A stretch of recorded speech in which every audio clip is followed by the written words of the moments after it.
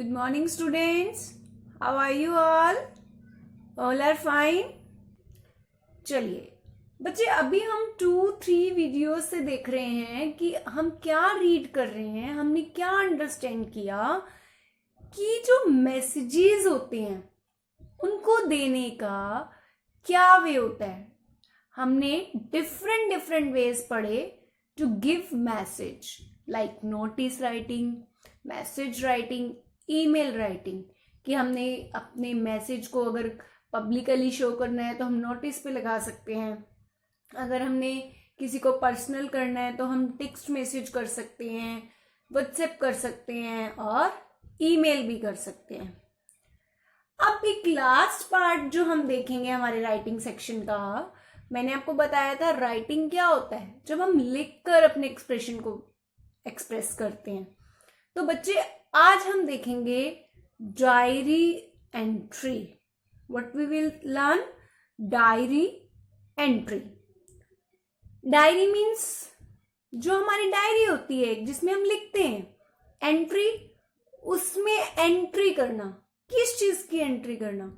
बच्चे देखो, कभी कभी क्या होता है, हमारे बहुत सारे फ्रेंड्स होते हैं, कभी नहीं भी होते, कभी हमें अच्छा लगता है अपनी बातें दूसरों से शेयर करना, कभी नहीं लगता। तो कुछ लोगों को हैबिट होती है, वो डायरी लिखते हैं, वो अपनी डायरी में अपने दिन भर की सारी बातें लिखते हैं। हो सकता है कुछ लोगों को आदत है डायरी वीक में लिखने की, वो लास्ट में पूरा हफ्ता बीत जाने के बाद संडे में छुट्टी वाले दिन फ्री होके लिखते हैं अपने पूरे वीक की डायरी। कुछ लोगों को होती है सिर्फ अपने स्पेशल मोमेंट्स लिखते हैं, और कई लोगों को क्या होता है डेली डायरी लिखने की आदत होती है। तो डायरी एंट्री क्या हुआ? हमारा एक पर्सनल एक्सपीरियंस। ठीक है, so let's see. Diary writing is a very personal experience.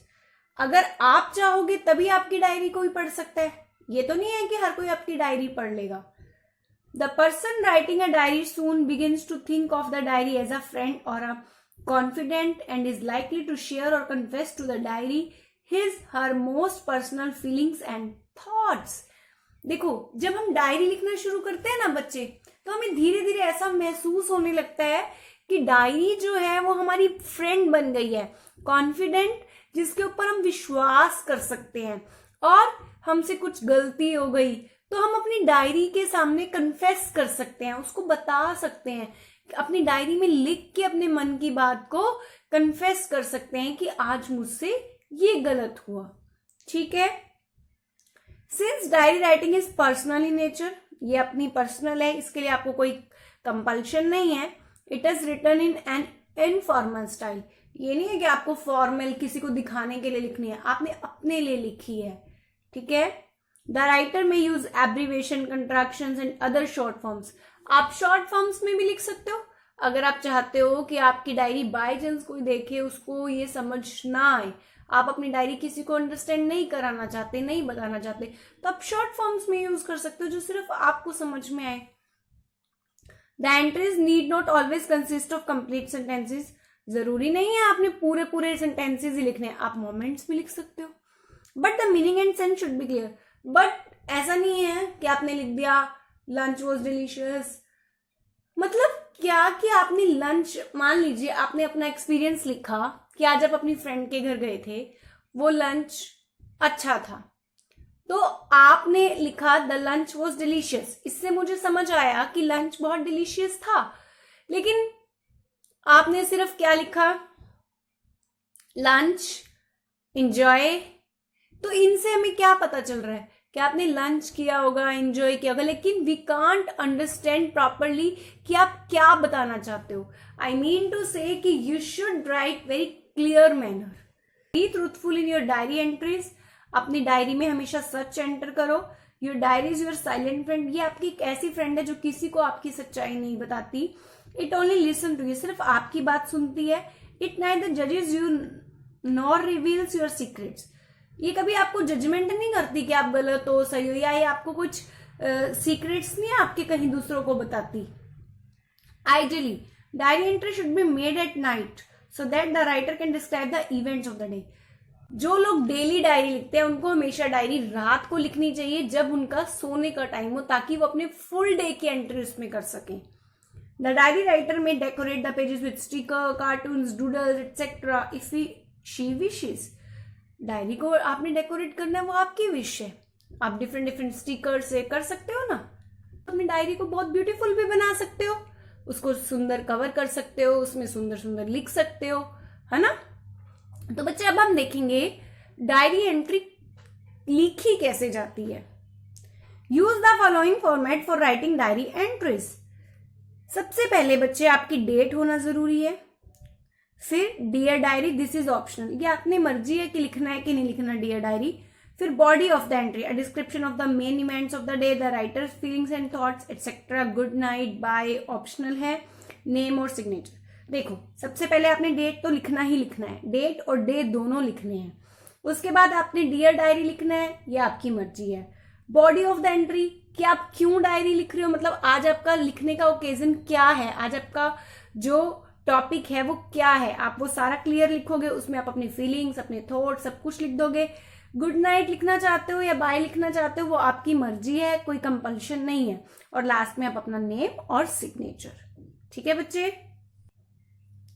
Now here is an extract from the famous diary of a young girl by Anne Frank. ये यंग गर्ल की diary entry और किसने लिखी है, Anne Frank ने। चलिए देखते हैं। संडे 14 जून 1942, उन्होंने डे बताया और डेट बताई। I will begin from the moment I got you, the moment I saw you lying on the table among my other birthday presents. I went along when you were bored, but that doesn't count.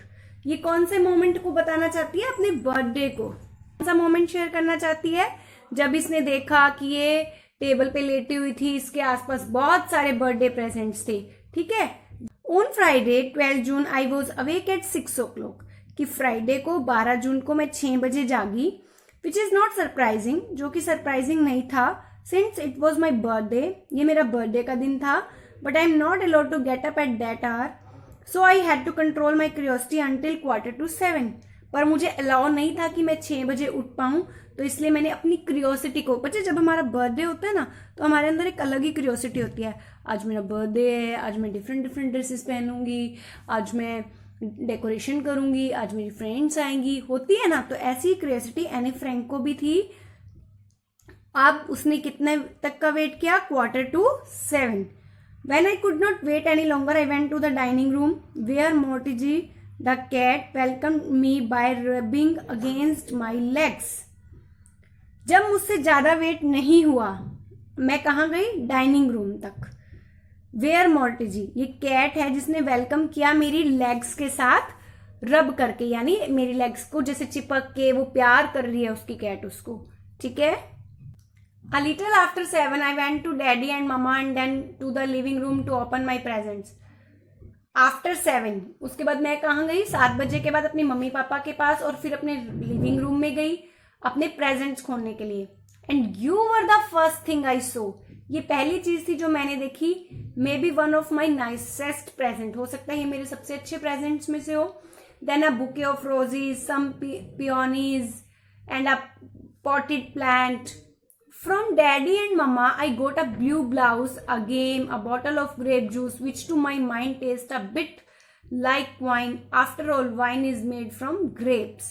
A puzzle, a jar of cold cream, 2.50 guilders, and a gift certificate for 2 books. I got another book as well, Camera Obscura, but Morgoth already has it.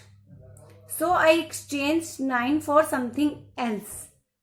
A platter of homemade cookies, which I made myself, of course, since I have become quite an expert at baking cookings.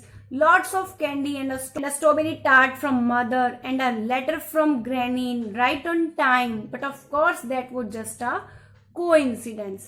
इसने क्या बताया बच्चे, कि जब ये अपने mummy papa के room में गई, उसके बाद ये लिविंग रूम में गई, इसने अपने प्रेजेंट खोले और इसने क्या बताया कि इसको अपने पेरेंट्स से क्या क्या गिफ्ट मिले। जो भी इसने एक्सप्लेन किया वो सारे इसके क्या थे, गिफ्ट्स थे, जिनके कारण ये बहुत एक्साइटेड थी।